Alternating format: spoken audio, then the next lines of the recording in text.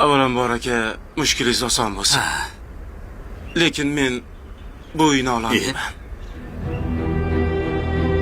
Nima deganingiz?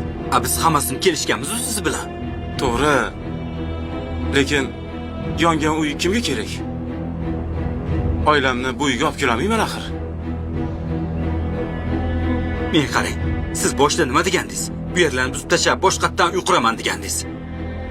Mana buzishga ham hojati yo'q. Ha, ishingiz ancha yengillashdi ukam.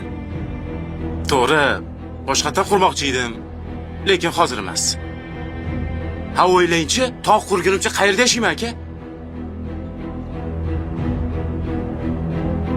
Ana bergan zaklatni bersangiz. Qizimsiz? Qayerda ko'rgansiz zaklat qaytarib berilganini?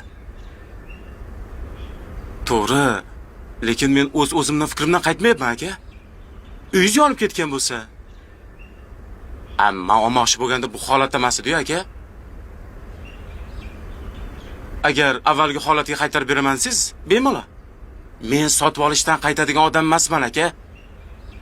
Lekin buni iloji yo'q.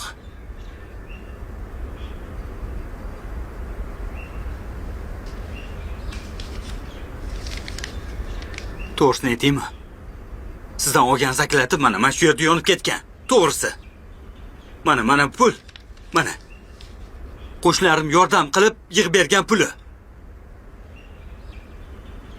Aka, uzru, meni to'g'ri tushundingiz deb o'ylayman. Mang. Zaklatingizni oling. Uzr aka.